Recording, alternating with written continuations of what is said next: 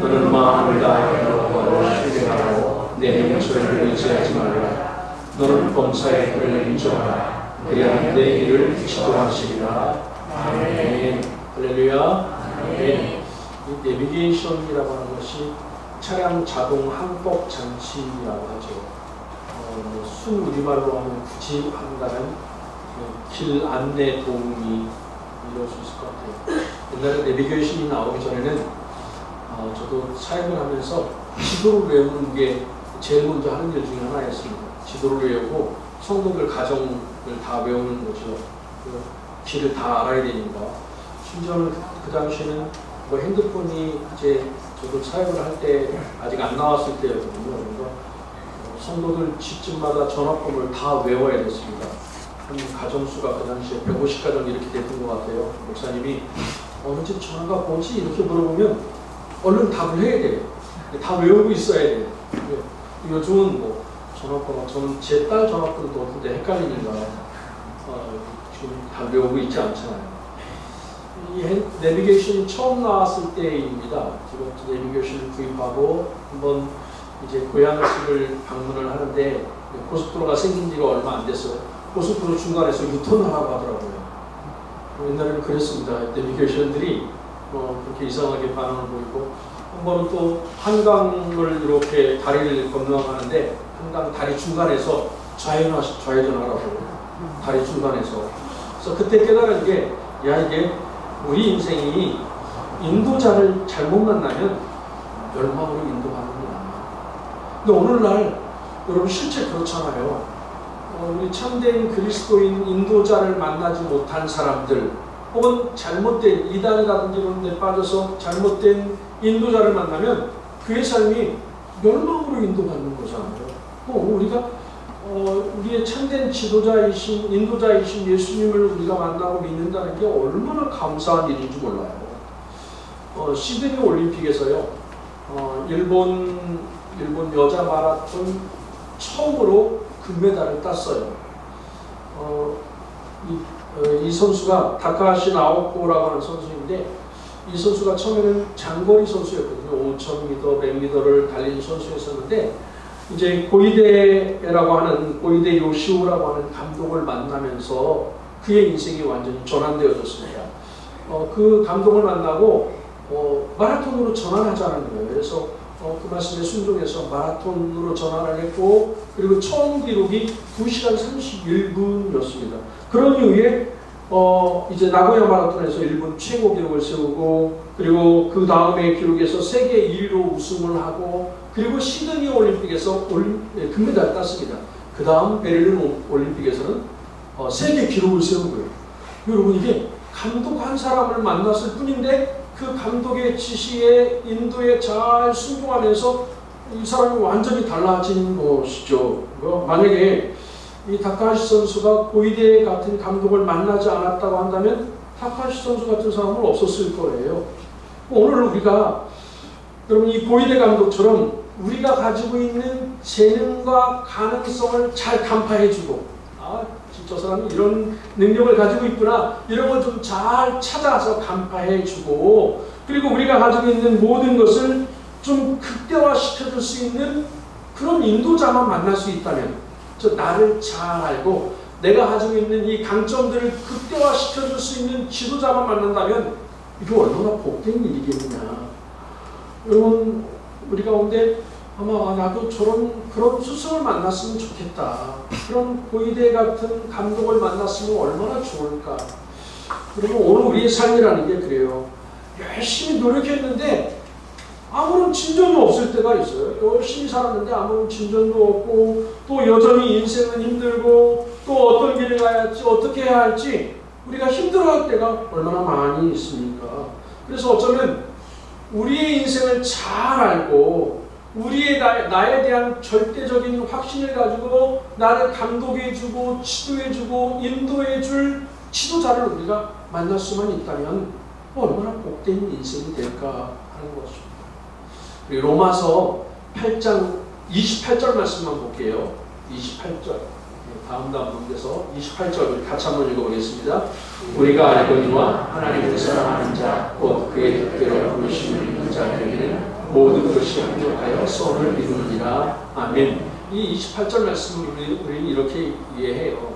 지금은 비록 힘들고 어렵고 또 장애물도 있지만 하나님을 사랑하는 자들에게는 모든 일이 잘 되도록 하나님이 합력해서 선을 이루어 주실 것이다. 모든 일이 잘 되게 해주실 것이다. 이렇게 이 말씀이 다 맞는 것도 아니고 다 틀린 것도 아니에요. 아니고 하여간 우리는 하나님께서 모든 것을 합력하여 선을 이루어지도록 만들어 주셔요.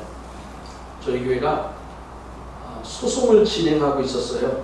우리 3.9평하고 사도가 저희 이름으로 되어 있지 않아서 이게 늦어지면 늦어질수록 건축이 늦어지는 상황에 빠졌어요. 그래서 변호사를 선임을 하고 6개월 안에 이걸 우리가 이기도록 해주면 그러면 또 승리 수당도 더 주고 뭐 이런 식으로 계약을 맺었었거든요. 근데 이게 참 힘들었어요. 왜냐면 3.9평에 대한 원래 소유주는 사망을 했고 그 자녀들이 6명인데 한 명은 미국으로 이민을 가고 불명이고 주소. 이게 정말 힘든 상황이었고 이게 빠르면 1년 늦으면 2년 걸린다는 거예요. 너무 힘들잖아요. 그런데 지난 주간에 변호사한테 연락이 왔어요. 화해 권고 결정으로 해서 결정이 났고 잘 됐다는 거예요. 그래서 저한테 일단 PDF로 보내왔어요. 권고 결정문을. 그 내용을 보니까 내용이 뭐냐면 이제 우리가 이렇게 권고하라고 결정을 내렸으니 우리가 승리하라는 거예요. 그래서 제가 믿기지가 않아갖고 정말 믿기지가 않더라고요. 이렇게 빨리 이렇게 이루어지나 하고. 그래서 변호사한테 카톡으로 글을 보냈어요. 그러니까 이 말은 우리가 이 결정문대로 이제 등기를 해도 된다는 겁니까? 했더니 예. 할렐루야. 이게요. 여러분 별로 감동이 없나 봐요. 저는요. 이 얘기를 듣는데 가슴이 떨리더라고요. 어떻게 하나님이 이렇게 빠르게 일을 처리해 주셨을까? 왜냐하면 어디 한 군데에서도 문제를 걸면 안 되는 거예요. 그 원래 소유주라고 했던 그 사람들이 아니 나는 판 적 없다. 그 사람들이 억지 부리는 거다. 이렇게 말해도 안 되는 거고 재판관도 판사도 그래 이건 좀 믿을 수가 없으니까 한번 진행을 해보든지 안 그러면 둘이 만나서 좀 상방간에 좀 도움을 해결하러 가든지 이렇게 하면은 여러분 정말 골치 아픈 상황이었거든요. 그래서 우리는 그것까지 각오를 했어요. 안 되면 다시 돈 좀 사야지 뭐 어떻게 하겠느냐. 그러니까 우리는 건축을 해야 되니까. 이랬는데 이 모든 게 다 정말 합력하여 하나님이 선을 이루어주신 거예요. 할렐루야. 너무 감사하잖아요. 이렇게 하나님이 합력하여 선을 이루어주신다. 이렇게 적용할 수도 있습니다. 단순히 이 말씀이 이런 뜻일까? 단순히 합력하여 선을 이루신다는 말씀이 이렇게 우리가 생각하는 대로 좋은 결과를 가져온다고 하는 의미인 걸까? 먼저는 이 말씀 가운데 보니까 하나님을 사랑하는 자이어야 하고 그 하나님을 사랑하는 자는 하나님의 뜻대로 부르심을 입은 자이어야 합니다. 그러면 오늘 우리가 하나님의 뜻대로 부르심을 받은 자라고 하는 것을 어떻게 증명할 수 있어요? 여러분 누가 당신은 하나님의 뜻대로 부르심을 받은 자입니까? 물어봤어요. 예, 하나님의 뜻대로 부르심 받았습니다. 증명해 보시오. 어떻게 증명하실 거예요? 객관적인 거 말고 나 주관적으로 나를 하나님이 사랑하셔서 나를 부르셨다 하는 걸 어떻게 증명할 거예요? 여러분 우리가 우리 하나님께서 죄인들 가운데서 하나님이 특별히 우리를 사랑하셔서 나를 불러주셨어 하는 거에 대한 증명은 없어요.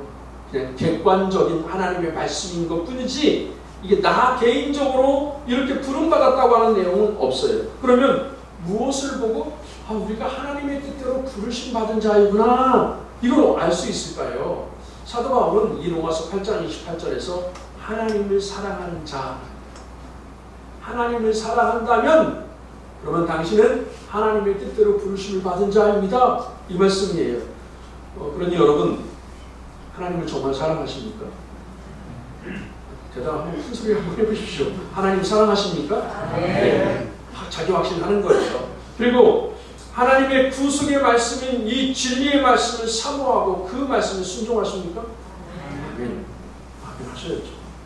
또 그리스도의 계명, 우리 주님이 이 구약에 나오는 계명뿐만 아니라 신약에서 우리 주님이 계명의 말씀을 많이 주셨잖아요.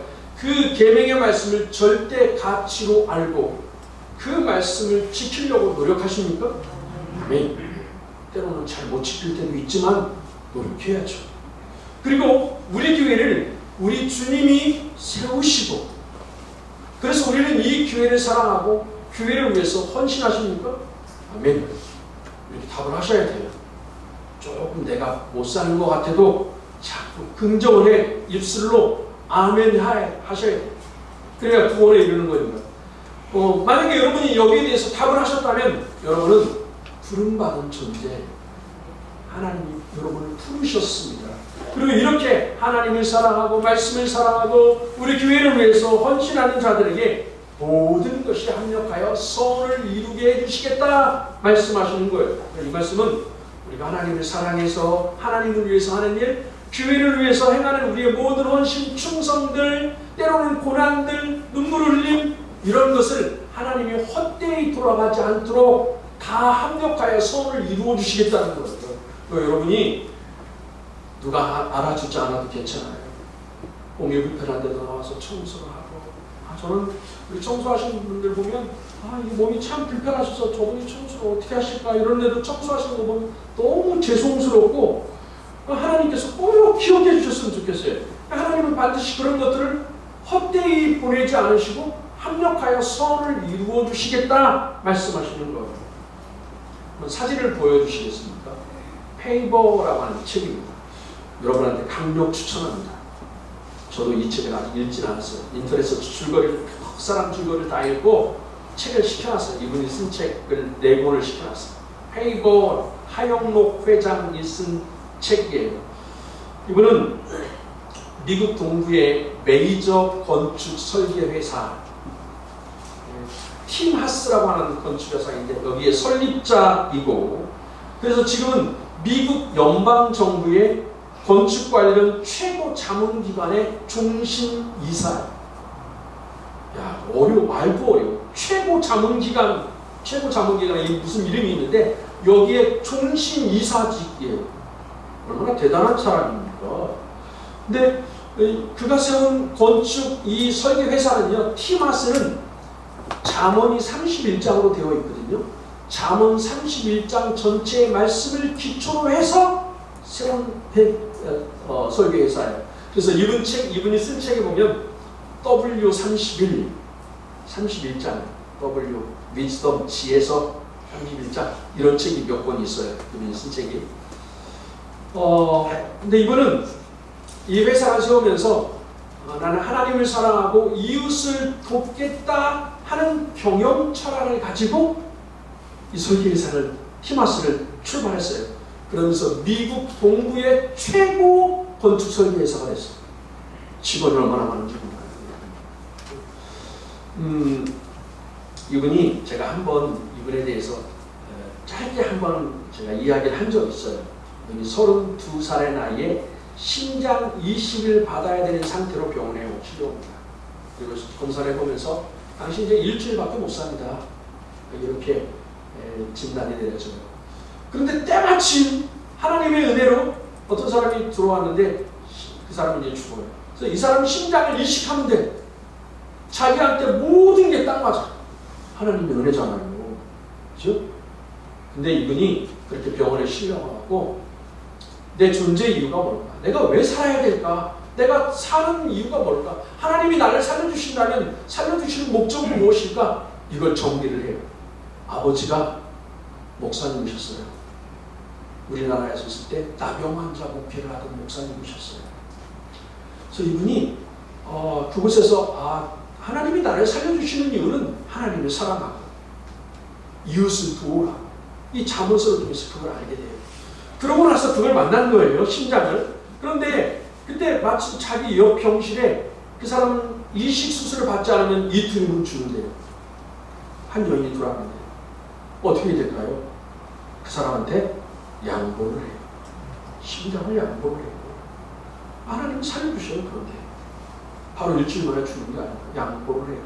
이거는 내가 지금 이 몸이 아픈 상태에서 이웃을 섬길 수 있는 방법이 뭘까? 이웃을 도울 수 있는 방법이 뭘까? 내 것을 주는 것이다 생각해서 아낌없이 양보를 합니다. 그리고 나서 병원이 달라졌어요. 어떻게 이럴 수 있을까 하면서 병원 사람들이 친절해지기 시작하고 서로가 서로 이해하고 막 이런 분위기로 바뀌더니 예수 믿는 사람이든 안 믿는 사람은 자기를 위해서 기도해요. 다. 하나님이 은총을 부어주신 거죠. 그런 그에게 하나님이 주신 선물이 페이버라고 합니다. 이 페이버라고 하는 말은요, 우리말로 정확하게 번역하기는 어려워요. 그래서 이걸 하나님이 주신, 이 책에 보니까 축복의 기적이라고 되어 있잖아요. 축복의 기적이라고도 하고 은총이라고도 하고 은혜라고도 하고 이렇게 번역을 해요. 번역 자체를. 그러니까 하나님이 내게 주신 것을 흘려보냈어요. 그래서 이 책에서 가장 강조하는 게 뭐냐면 하나님이 주신 것을 흘려보내라. 사랑하는 성도 여러분, 하나님이 왜 우리를 건강하게 하셨을까요? 왜 우리에게 물질을 주셨을까요? 여러분, 물질의 복을 받으셨습니까? 왜 그런 물질의 복을 받게 하셨을까요? 하나님이 왜 나에게 이 많은 것들을 허락해 주셨을까요? 흘려보내라. 흘려보내보십시오. 흘려보내시면 하나님이 주시는 축복이 있어요. 며칠 전에 진직교회 목사님으로부터 성경 공부를 하면서 간증을 들었어요. 교회에 어떤 프로젝트를 진행하면서 돈이 필요한데 하나님께서 음성을 주셔서 어떤 작게 사업을 하시는 분을 불렀어요. 이 네 분한테 오셔서 요청을 했어요. 이런 사역을 하려고 하는데 돈이 좀 많이 필요합니다. 그랬더니 이분들이 선뜻 하겠다고 그 다음 주에 헌금을 다 했대요. 그렇게 큰 헌금을 할 수 없는 상황인데, 그런데 그대로 하나님이 페이버의 은총을 주셨어요. 알 수 없는 일들이 벌어지게 만들고 어떤 새로운 일들을 하게 만들어서 그것과는 비교할 수 없을 정도로 많은 은총을 부어주셨어요. 저는 우리 성도들에게도 그런 간증이 있었으면 좋겠어요. 하나님이 내게 주신 건강과 물질과 이런 것을 그냥 흘려보내는 거예요. 흘려보냈더니 하나님이 더 큰 것을 부어주시더라. 이 페이버의 은총이에요.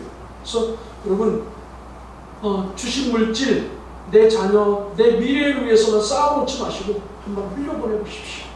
그래서 우리도 간증을 좀 남겨보자고요. 내가 하나님이 주신 것을 이렇게 흘려보냈더니 하나님이 페이버의 은총을 부어주시더라. 이렇게 좀 간증을 남길 수 있으면 얼마나 좋겠어요. 그리고 이분이, 이 하영록 회장이 어느 날 그렇게 변한 자신의 모습을 보았는데 거울에 예수님 같더라고요. 자신. 예수님의 모습이 있더라고요. 이게 선이에요. 선. 오늘 합력하여 선을 이룬다라고 하는 그 선이라고 하는 게 뭐냐면 여러분, 예수 그리스도를 닮아가는 것을 선이라고 해요.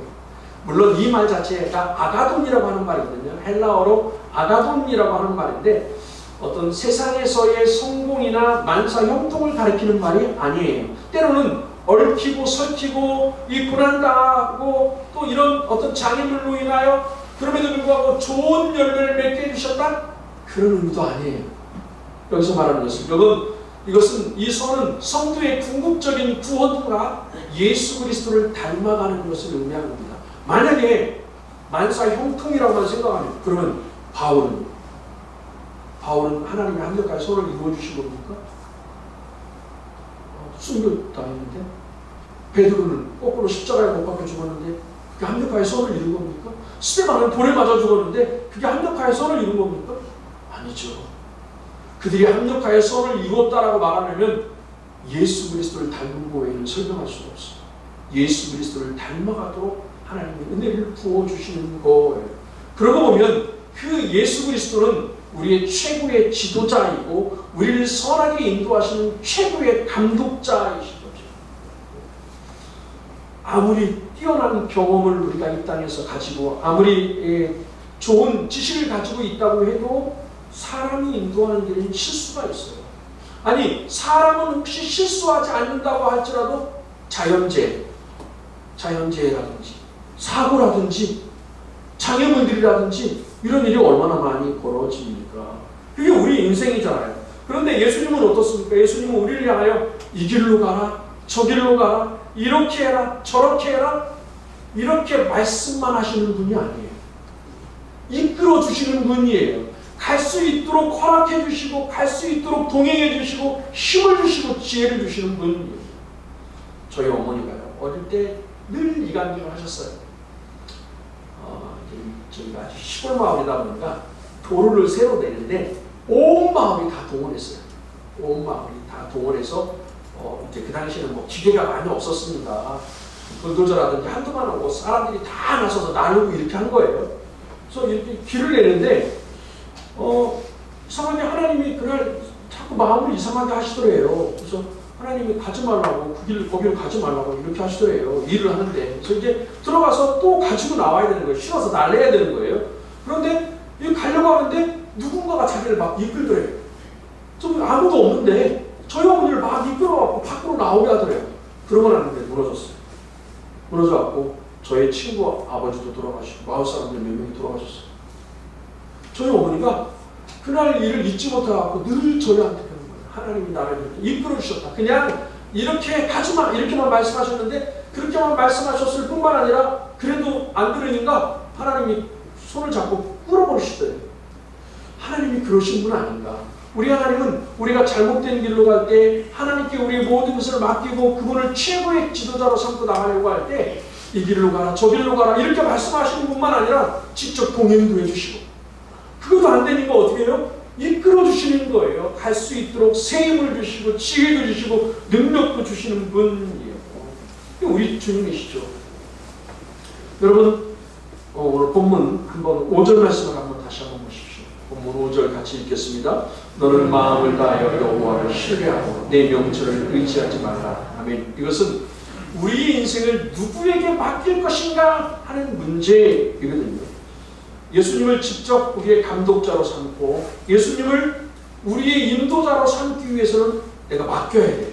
그분을 나의 최고 지도자로 삼고 나의 주인으로 인정을 해야 되는 거거든요. 여러분 우리가 자신의 인생을 맡기지 않고도 얼마든지 코치받을 수 있죠.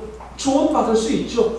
아까 말했던 다카하시 선수에게 고이데라고 하는 훌륭한 감독이 있었는데 이 감독이 하라는 대로 한다고 해서 그분을 주인으로 섬긴 건 아니잖아요.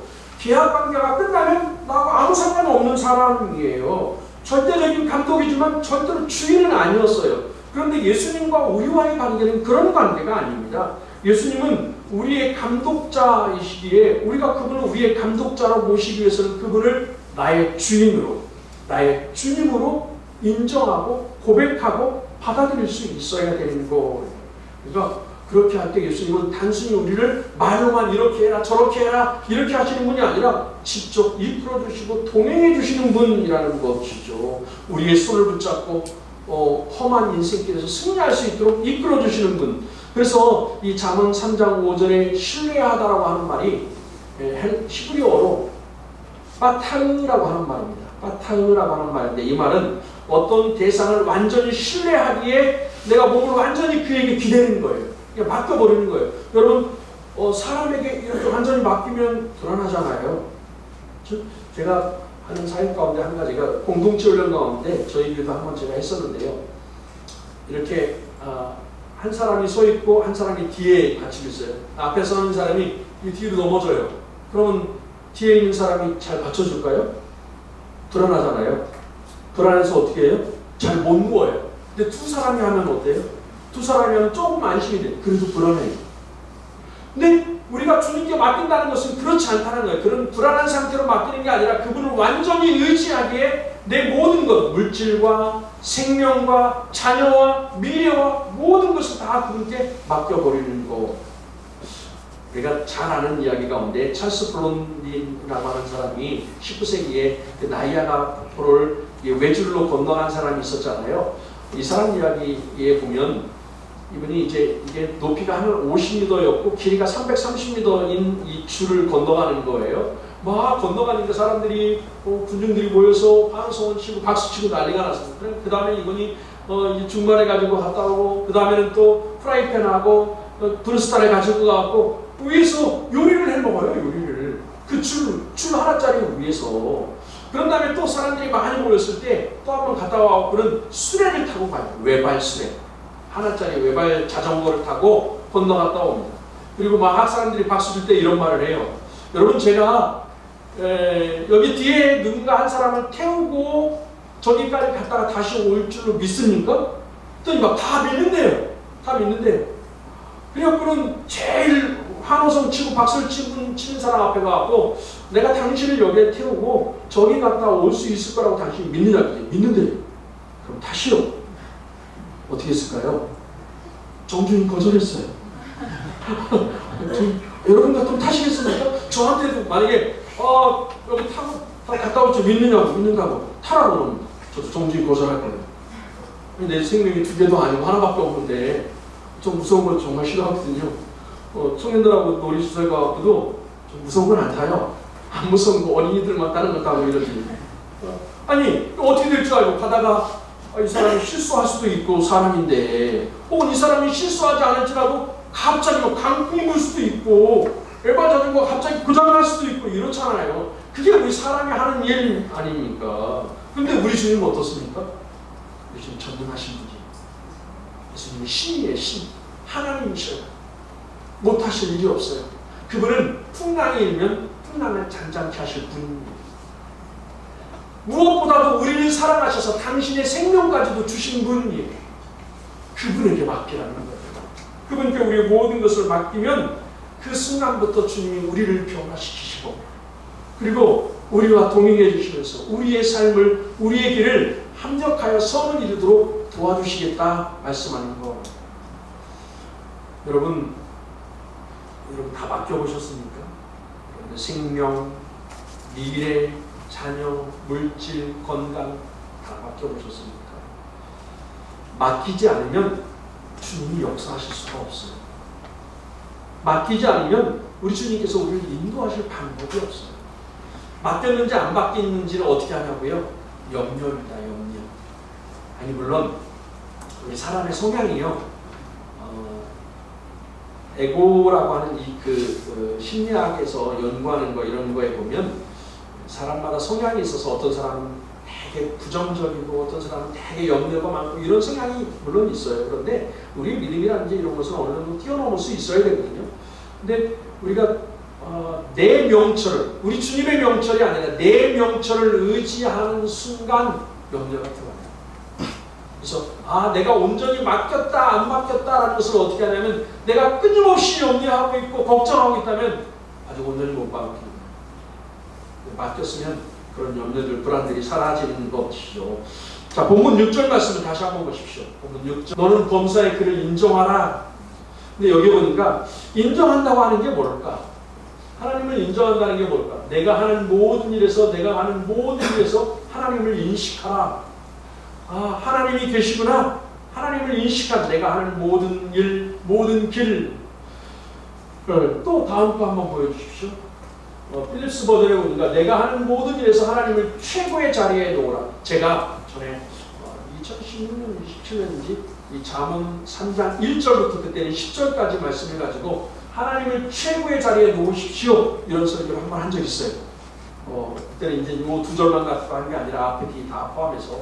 하여간 우리가 하나님을 인정한다는 걸 하나님을 최고의 자리에 놓는 것이고, 그러니까 오늘도 우리가 하나님을 인정한다고 하는 것은 하나님을 최고의 자리에 놓는 거예요. 또 다음 현대어 성경도 한번 보십시오. 내가 무슨 일을 하든지 그분을 생각하여라. 그분의 뜻을 늘 되새겨보아라. 그냥 이게 하나님의 뜻이구나. 그래 맞아. 이 정도로 생각하는 게 아니라 그냥 집중을 해서 하나님의 뜻이 무엇인지 구하라는 거예요. 그분을 인정하고 구하라고 하는 거예요. 그냥 고개를 끄덕이는 수준에서 멈추는 것이 아니라 정말 50m 높이에 달린 그러면서 330m를 가야 하는 이 외발 자전거 이걸 타는 게 주님의 뜻이라면 이거 탈 수 있어야죠. 베드로는 어떻게 했습니까? 주님이 그래 와 바다 위를 걸어와 주님이 말씀하셨으니까 그는 어떻게 했습니까? 바다 위에 내려가잖아요. 걸어가잖아요. 이게 주님의 뜻이라면 이럴 수 있어야 되는 게 아닙니까? 기꺼이 아멘 하고 우리 주님을 따라갈 수 있어야 되는 게 아닐까? 여러분 이 말씀을 가지고 한번 자신을 살펴보십시오. 나는 과연 하나님께 모든 것을 맡겼는가? 그리고 맡기고 그를 범사에 인정하는 삶을 살아가고 있는가? 그리고 하나님을 인식하면서 그분을 최고의 자리에 놓고 하나님의 뜻을 계속해서 구하면서 나아가고 있는가? 그리고 이게 하나님의 뜻이라고 생각한다면 내가 기꺼이 하나님 앞에 모든 것을 다 내려놓고 믿음으로 결단하고 나아가고 있는가? 그럴 때 하나님이 우리를 책임져 주신다. 하나님이 일하기 시작한다 하는 거예요. 그리고 이렇게 주님을 신뢰하는 모든 일에서 주님을 인정하고 나아갈 때 그 다음 말씀 한번 보여주십시오. 6절 뒤에 부분입니다. 그리하면 내 길을 지도하시리라. 우리 주님이 지도해 주시겠다. 이걸 현대어 성경에서는 그러면 내가 어떻게 살아야 할지 그분이 가르쳐 주시리라. 아까 말씀드린 것처럼 가르쳐 주시는 것뿐만 아니라 동행해 주시고 이끌어 주시고 힘을 주시고 지혜를 주시고, 그래서 세 번째 성경에서는 주님께서 내가 가는 길을 곱게 하실 것이다. 하나님이 순탄하도록 허락해 주시겠다 하고 말씀해 주시는 거예요. 여러분, 우리의 물론 최종 목적지는 어디냐면 언제나 푸른 초장과 실만한 물가예요. 그런데 그 시편 23편에 보면 그 최종 목적지를 가기 전에 뭐가 있냐면 사망의 음침한 골짜기가 있어요. 그 사망의 음침한 골짜기에서 잘 이겨낼 수 있도록 우리가 해야 할 일이 뭐냐면 주님께 모든 걸 맡기고 주님을 신뢰하고 범사의 그분을 인정하는 것. 그럴 때 주님이 우리를 이끌어 주시는 거죠. 이용규 선교사님의 더 내려오는 이라는 책에 나오는 내용입니다. 이분이 몽골을 해서 기독교 역사와 관련한 다큐멘터리를 제작하기 위하여 촬영 기사하고 해서 9박 10일간 이제 여행을 했어요.